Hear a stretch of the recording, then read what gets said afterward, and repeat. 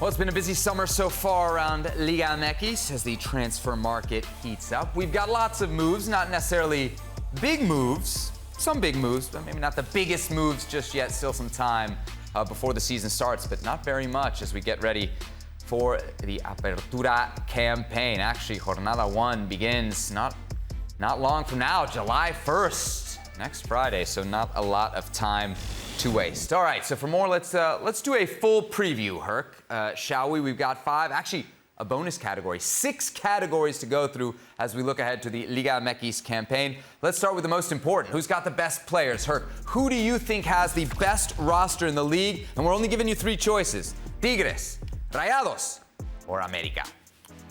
It's Rayados, and it doesn't even pain me to say it. It doesn't pain me to say it because I've been saying it for years, but it's the same outcome. You can only accumulate talent. What can you do with it? Now, this is the problem. I'm going to read you names, and they're all national team players. They're all legit players. This team is the most stacked team in Liga MX, and it's not even funny, which makes you wonder why they could never win anything, why they're so bad collectively. Andrada, okay, Montes, Moreno, Eric Aguirre, Jesus Gallardo, Stefan Medina, Craneviter, Celso Ortiz, Luis Romo, Pizarro, Duvan, Ponchito Gonzalez, Maxi Mesa, Joel Campbell, Funes Mori, Rodrigo Aguirre, and they're about to confirm Berterame, who's one of the best forwards in Liga MX. Like, this team is stacked from top to bottom, but they are perennial losers. Look at that, Tigres Television. He picks Rayados, but he calls them perennial losers, just to get it in there at the end. Okay, so Herc went Rayados. I'm wrong. No, I'm not going to tell you wrong. Actually, I'm going to tell you wrong. It's America. And you know I'm not just looking at this through my Americanista glasses, okay? No. Big moves of late. Let's just focus on the spine here, right? Because you're seeing Memo Ochoa. You got Memo Ochoa. We know Nestor Araujo is a done deal. Okay, Bruno Valdez right there, solid. We're not gonna get scored on very much. Richard Sanchez in front of them. Diego Valdez in front of him. And now Cabecita Rodríguez. I'm not even talking about the Mexican internationals, right? I'm not even mentioning Jorge Sanchez. I'm not even mentioning Henry Martin, who's a Mexican international, but will probably get nowhere near the starting lineup in this team. And I'm definitely not mentioning Jürgen Damm, who's a wild card at best. But nevertheless, America, if you look at that, maybe not a roster, but that 11, I love it. Herc, real quick on your Tigres. Why are you not giving Tigres any love here? Just because they didn't make any moves? They still have a very good roster, correct? Well, no, because Rayados has the most stacked roster in general. And Tigres does worry me a little bit because they're getting long in the tooth as far as age, but it's the defensive line that worries me the most. Not midfield on. I think that's where they're going to rob in Liga MX. Going to America, I cannot believe you picked America. That's the most homer pick even for you. Bruno Valdez is gone, Juarez, okay? You're talking about a team who brought in Jürgen Damm, a team who brought in Nestor Araujo, who you don't even think is a starter for the Mexican national team. You've already said it's Cesar Montes and Johan Vazquez. He didn't certainly cover himself in glory in Celta towards the end, nor with the Mexican national team.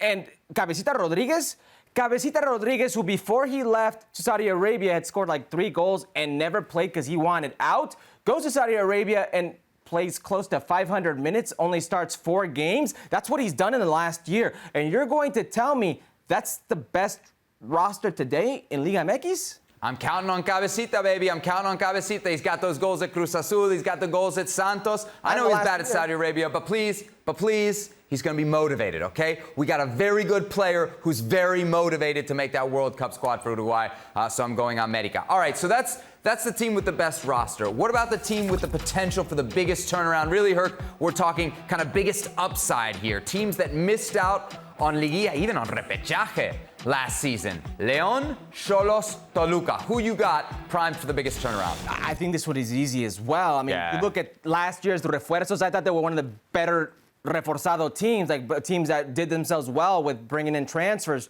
is Toluca. Now Toluca does it again. I mean, they brought in Thiago Volpi, who was probably the best goalkeeper in Liga MX before he left, goes to Brazil. Bring him back, big money move. Bofito Saucedo, who I think is a gem from Pumas. John Meneses from León. Mosquera, who's from León as well, the center back. You got Fernando Navarro, who's a little cheat code on the right-hand side. Marcel Ruiz is one of the younger up-and-coming players in Mexican soccer. Brian Angulo, who I think is a very good outside back. And then Carlos Gonzalez from Tigres, who I thought was underutilized in his time at Tigres, has, for my money, the potential to be a Golden Boot candidate. I think Nacho Ambriz is sitting on a gold mine. Wow. Hey, let me ask you this, because they've been linked to some pretty big names. Cavani, Luke de Jong. Do they need that? Do they need that type of move? No. I think there are other teams who need that type of. America needs that type of move. I don't think Toluca does. Okay. All right. So you got Toluca as your team with the most upside. I'm going to agree with you here. All the players that you mentioned are great. I'm really leaning in here on Nacho Ambriz. I really believe that this is a coach who now has had the time, right? He took over in January. He's had 6 months, and now I think we can expect some results. Everywhere that this guy has gone, he's won. He won a trophy at Necaxa, okay? If you did it there, I think he can do it here. Yep. I think he's going to have big success with Toluca. I got to go Ignacio Ambriz, Nacho Ambriz. Toluca is the biggest turnaround. All right, so from biggest turnaround, let's go to biggest letdown, right? Because if we bring people up, Herc, we have to bring them crashing right back down to earth. Who you going with? And it's got to be one of the grandes, except for America. Of course, we leave them out. Cruz Azul, Chivas, or Pumas? Who do you think will be the biggest letdown this season? Pumas. And listen, they've not even added anybody. They've let people go. They've lost more than they've gained. Listen, Talavera's gone. Okay, so you got to go out there, and it's with an unproven goalkeeper. Even though I think this goalkeeper, Julio Gonzalez, has huge upside, he's still unproven when he's the number one. He hasn't had that opportunity. So Tala's gone, and he was a mainstay, a guarantee. Corozo's gone. Rogerio's gone. Bofo Saucedo's gone. Alan Mozo, who was literally half of your offensive production with the assist to Dineno, he's gone. Wherever you look, it's like when Pumas has anything of value, and this has happened in the last few seasons, whether it's Carlos Gonzalez going to Tigres, whether it's Pablito Vigon going to Tigres, Juan Pablo Vigon, excuse me. They just let anybody of value out. Eric Lira to Cruz Azul. This is what they keep doing to them, so they keep bleeding themselves dry. Their luck is going to run out. I think this is it. Okay, so you've got Pumas as the team that'll be the biggest letdown. I'm not going far. I'm staying in Mexico City, but I'm going to go Cruz Azul. There has been for a while, Herc, a toxicity around this team. We talked about it like almost every other week last season. Juan Reynoso was on this hot seat, and you would continue to defend him. There was a faction of the fans that didn't seem to be appreciative of what he'd done in terms of bringing that title. Well, Herc, now he's gone. Okay, and you brought in a guy in Aguirre who doesn't have any Liga MX experience. So I'm a little bit worried if I'm Cruz Azul here. On top of that, we have, can we say, goalie issues, which I don't think ever makes makes you feel good about a team going into a season. So I'm not going to totally disagree with you that Pumas looks primed for a letdown, but I really think Cruz Azul looks primed for a letdown here. Yeah. Go ahead, real quick. Timestamp, because there are going to be, at least from the directiva, the board, what they said, 3 refuerzos coming in, so that could change things. But I agree with you right now, it's not looking good. Okay, let's get to the most important question, Herc, which is who will be the most valuable player? You got 3 choices. Alexis Vega of Chivas, Nico Ibañez of Pachuca, and the aforementioned Cabecita Rodríguez, now of America. Who are you going with? Well, it wasn't like you gave me an option. I actually picked Nico Ibañez out of everybody in Liga MX. And let me tell you why. Nico Ibañez was second place in the Golden Boot behind André Pierre Gignac at 9 goals, okay? But once he got into the playoffs, postseason, nobody came close. 5 goals, one of those being in the final. This man is the best rematador, the best one-time finisher in the box in all of Liga MX. And he's got the team around him. It just makes sense to me. From a numbers perspective, he's going to put up those numbers. And Pachuca, I have going far. Yeah, Pachuca was so good last season, and to your point in Liguilla, man, nobody could touch Nico Ibañez. He was simply unstoppable. It's a good shout. I'm leaning in on my Americanista ways here. I'm going to go MVP Cabecita Rodríguez. Herc, if you're an America fan, you have no choice but to believe that this is going to work out, that this is not going to turn into another Nico Castillo. I think you're going to get, as I said, a very, very motivated player. Dude, just think of the competition that this guy has to make the Uruguayan World Cup squad as a striker, Herc. As a striker. I mean, that's deep. That's deep. He's got to score. He does have to score, and not only because he wants to go play in the World Cup, but because he's being paid a reported $3.5 million net from Club America. That type of bread, you got to perform. That's right. And also about half the transfer fee that's supposed to go to that Saudi club is going to Cruz Azul. So if he doesn't perform for Club America, you've also strengthened your rivals by paying them, $3-some million for a guy that's not scoring for you. So America and Sebi all in on Cabecita Rodríguez. That's MVP. As for the favorite, who, Herc, do you think is going to win Liga MX? Who's your favorite to win it all? Your choices? Anybody. Who you got? I'm going with Club Pachuca. Listen, they just added Paulino de la Fuente, a Spanish winger. He's 24 years old. And Marino Iniestroa, he's a 19-year-old Colombian. So you're adding to already a very strong team. You're adding to a team that has Avilés Hurtado, that has Romario Ibarra, that has Alvarez on one side, on the outside right back. You have Luis Chavez in the middle, a very stout defensive team. The way they pressure, and offensively, I think this team can overwhelm anybody. I've already mentioned Nico Ibañez.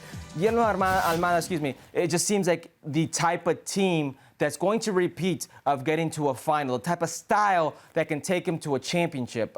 This is an easy choice for me. This is an easy choice for me as well. Chips on the table, all in on America to be the favorite here. It's not just about Cabecita, Herc. It's not just about Cabecita. Let me throw another player into this mix here. Diego Valdez. Now, I remember when Diego Valdez made the move to America. You said top 10 player in the league. And man, there was like 5, 6, 7 weeks where I was just like, where is this player? Where is this top 10 player that Herc keeps telling me exists? And towards the end of the season, we started to see more and more from Diego Valdez. If he can be that player, Herc, I think America are your favorites. Well, they went to the right place, Seb. Santos Laguna. Yes, La Cantera. Cabecita, Santos Laguna. Nestor Araujo, Santos Laguna. So they were right place for their refuerzos. Hey, when you were at Santos, how come America never went after you? I played in big clubs. Oh, clever zing, but inaccurate. All right, last one, bonus question here. Which Liga MX player, Herc, won't return to the league after the World Cup in Qatar? Doesn't have to be Mexican, can be from anywhere. I'm going with a Mexican, and his name is Luis Chavez from Pachuca. Listen to this. It's not only because I think he's going to sneak in, I should say, to Qatar with the Mexican national team. I think Tata likes him that much, but it's because Grupo Pachuca is going to be behind it.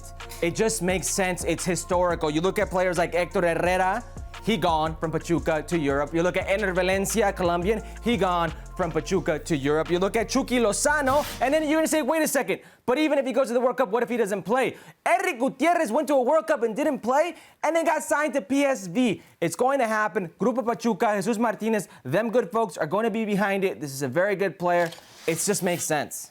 So I love that you point out Luis Chavez. I think it's still a little bit of a long shot that he's going to make the roster. If he does and he plays well, that'd be great. The two obvious choices here are Cesar Montes and Alexis Vega from a Mexican player perspective, right? Because they're the ones we think right now are most likely to play under Tata Martino. Alexis Vega, I think, would be the popular pick, Herc, but I'm going to go Cesar Montes because I think he's going to get a lot more minutes. You just, as a center back, you tend to get that at the World Cup. He's tall. I think that's attractive to the international scout. He's not that young. Maybe that would be my one worry. But at 25, for a center back, you're still relatively young. So I think Cesar Montes is a very good bet to not be coming back to Liga MX after the Qatari World Cup. You agree? Yeah, he has a good World Cup. He could be gone. He's tall, he's athletic, he's good on the ball, he's got good pace, and I think realistically, he's been Mexico's best defender. Okay, so you picked your favorite. I picked my favorite.